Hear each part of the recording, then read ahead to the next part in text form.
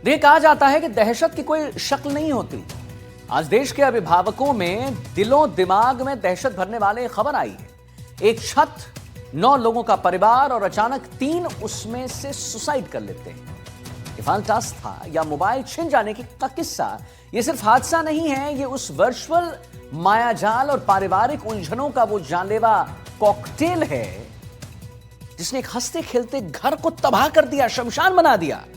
जब हकीकत की दुनिया से ज्यादा सुकून बच्चों को किसी मोबाइल स्क्रीन के ऑनलाइन गेम में मिलने लगता है, तो समझ लीजिए आप कि खतरे की घंटी बज चुकी है।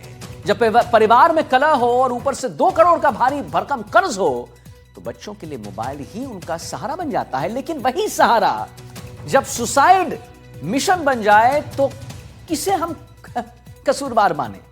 उस गेम बनाने वाले को माने या उस माहौल को जिसने उस 3 लड़कियों को इस कदर मजबूर कर दिया कि उन्हें मौत के कुएं में कूदना आसान लगा? यह कहानी सिर्फ गाजियाबाद की नहीं है, यह हर उस घर की कहानी है जहां बच्चों का स्क्रीन टाइम उनके सोने के टाइम से ज्यादा है। इसीलिए अब इस खतरे को कचहरी में पेश करते हैं ताकि देश का कोई बच्चा आगे से अपने पापा को आखिरी मैसेज ना लिखे और लिखे, पापा मुझे माफ करना, सॉरी। एक रिपोर्ट।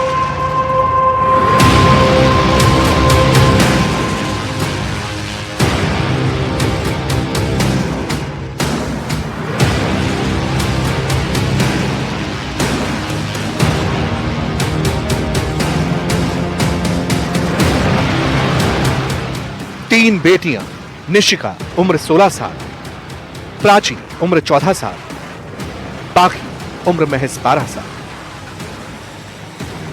गाजियाबाद की भारत सोसाइटी, 9वीं मंजिल, 1 बालकनी, 3 बेडरूम का फ्लैट।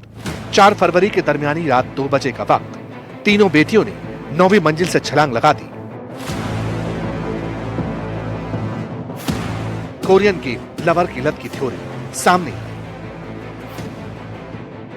दिल्ली एनसीआर में हड़कंप मच गया।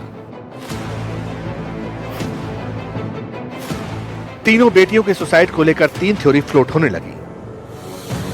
पहली, ऑनलाइन गेम की लत। दूसरा, परिवार के 9 सदस्य, कलह और रोज रोज के झगड़े। तीसरी थ्योरी, परिवार पर 2 करोड़ का कर्ज।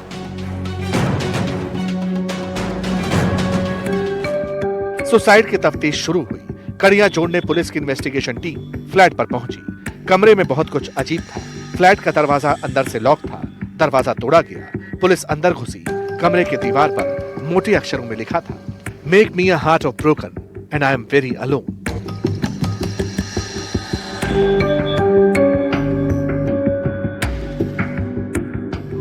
इन्वेस्टिगेशन आगे बढ़ी।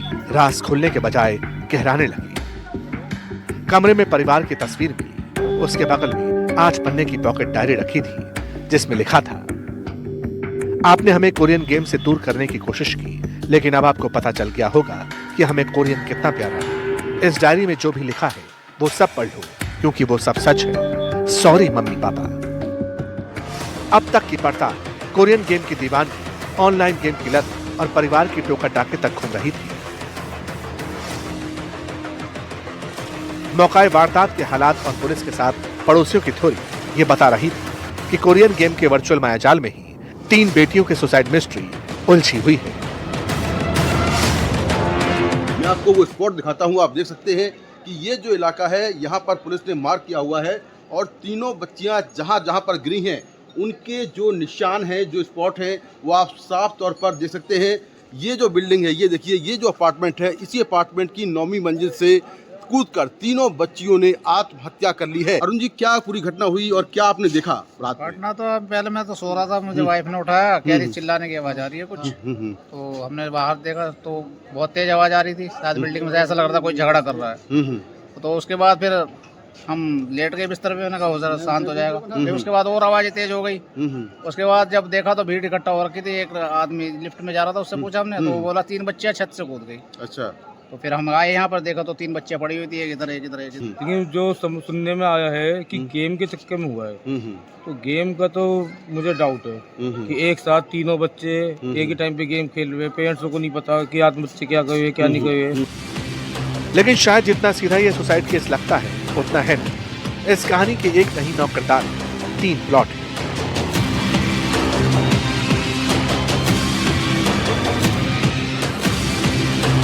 इन्वेस्टिगेशन के दौरान पुलिस के हाथ एक मोबाइल फोन लगा जिसके स्क्रीन पर सुसाइड करने वाली तीनों लड़कियों की फोटो थी। तीनों कोरियन लवर ड्रामा से इतनी प्रभावित थी कि तीनों ने अपना नाम गेम के 3 अहम किरदारों पर रख लिया था। निशिका खुद को मारिया मानती थी, प्राची को अलीजा नाम पसंद था और सबसे छोटी बेटी ने अपने लिए गेम का कैरेक्टर सिंडी का नाम चुना था।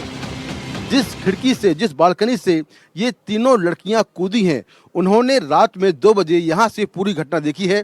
अरुण जी से बात करते हैं। अरुण जी, आप यहाँ पर खड़े थे रात में, आप क्या कर रहे थे? मैं पानी पीते हुए आया कि जरा बाहर का सीन देख लूं यार, क्या ठंड वगैरह है। बालकनी एक्चुअली, क्योंकि हमारा जब भी हॉल में काम किया, डिस्कस किया, फिर ये हमारा एयर लेने का कि हमारे बाय द वे को है तो हम यहाँ पे देख लिया क्योंकि व्यू है। तो हमने जब देखा तो वो एक ना वो, क्योंकि ऑलमोस्ट 2 o'clock पे ऑलमोस्ट सारे लोग सो चुके होते हैं, लाइट्स ऑलमोस्ट ऑफ होती है 1-2 को छोड़ के, और 1-2 में एक तो ये सामने बालकनी है, ये देखो, एंड वो बालकनी में होता क्या है कि अजीब से मतलब पीछे से झुक रहा है कोई बंदा। तो स्टार्टिंग में फील हुआ कि शायद कोई कपल फाइट होगी या कोई बचा रहा होगा या कोई ड्रंक्ड होगा, वो बैलेंस नहीं हो रहा होगा, मतलब बहुत सारी चीज़। पर एग्जैक्टली उस टाइम पे नहीं पता था कि कोई बच्चे होंगे। रियली जब मैं नीचे गई, जब वो जंप मारा, तो जैसे अभी आप देख रहे हो वो, आप कैमरा उधर कर लो, जैसे जितने भी शेड्स लगे हैं ना, वो सब में जब बॉडी गिरी, मतलब तीनों टकराते हुए गिरी, इस वजह से इतना शोर हुआ कि ऑलमोस्ट सोसाइटी के लोगों को लगा कि गन शॉट हुआ है, क्योंकि 3 बॉडी ठीक ठाक वजन वाले अगर गिरेगी तो ऐसा फील होगा। यहाँ तक भी सुसाइड की कहानी कोरियन गेम और उसकी लत के इर्द गिर्द घूम रही थी, लेकिन इन्वेस्टिगेशन के दौरान सुसाइड की कहानी का सबसे खतरनाक प्लॉट सामने आने लगा।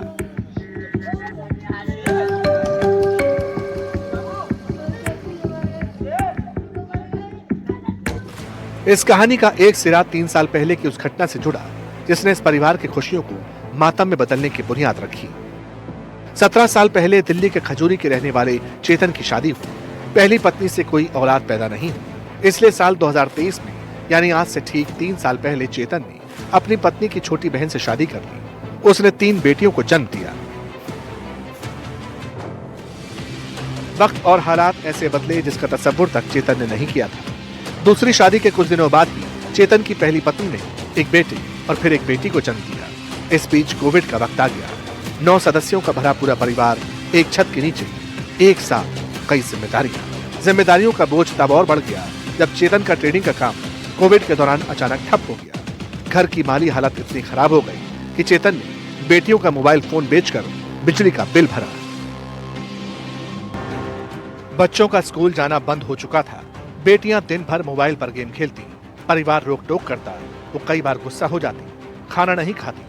दूसरी तरफ कर्ज का बोझ चेतन पर बढ़ता जा रहा था।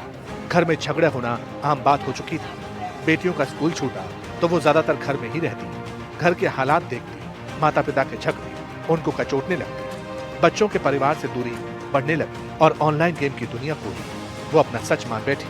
उसमें खुशियां तलाशने लगी। तीनों बेटियां धीरे धीरे मौत के ऑनलाइन वर्चुअल मायाजाल में फंसती चली गई। न परिवार का ख्याल, न खुद का होश था तो सिर्फ गेम और उससे मिलने वाले सुकून का। दावा है कि कोरियन गेम का एक टास्क तीनों बेटियों की जिंदगी को निगल गया। मैंने कहा था पापा सॉरी, हम कोरिया नहीं छोड़ सकते, कोरिया हमारी जिंदगी है, कोरियन हमारी जान है और आप हमें नहीं छोड़ा सकते। आई एम सॉरी, हम जान दे रहे हैं बस।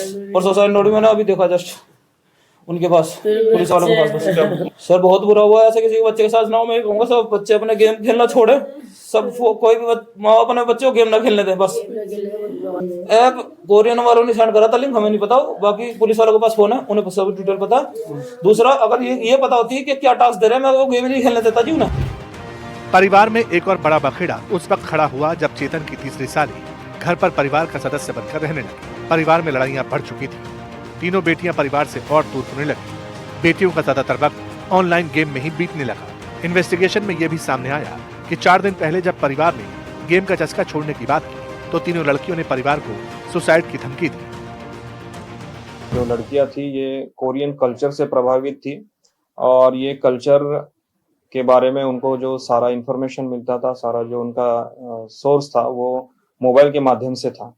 तो इन दोनों चीजें से वो प्रभावित थी। मोबाइल का जो एडिक्शन था ये इनको ज्यादा हो गया था। इसी के चलते उसके परिवार वालों ने जब उनको मोबाइल इस्तेमाल करने से जब प्रतिबंध किया तब जाके उन्होंने ये कदम उठाया। सुसाइड नोट के साथ उनके परिवार के कुछ फोटोग्राफ्स थे जो बच्चियों के बचपन के थे। मौत के जिस वर्चुअल मायाजाल में गाजियाबाद की तीनों बेटियां फंसी, वो गेम कैसा है, उसमें ऐसा क्या है जिसकी लत बेटियों की जिंदगी के साथ खत्म हुई। दरअसल ये गेम कुछ इस तरह का था जिसमें खेलने वालों को सुनसान खतरनाक जगहों पर जाने, खुद को काटने पीटने जैसे टास्क दिए जाते हैं। 50 दिन में 50 टास्क करने होते हैं। कोरियन लवर एक ऑनलाइन टास्क बेस्ड गेम होता है। इस गेम में खिलाड़ियों को अलग अलग टास्क मिलता है। टास्क मिलने की वजह से खिलाड़ी खुद को कोरियाई समझने लगते हैं। खिलाड़ियों को ऐसे टास्क मिलते हैं जो मानसिक तौर पर प्रभावित करते हैं। कोरियन लवर गेम का आखिरी टास्क जानलेवा होता है।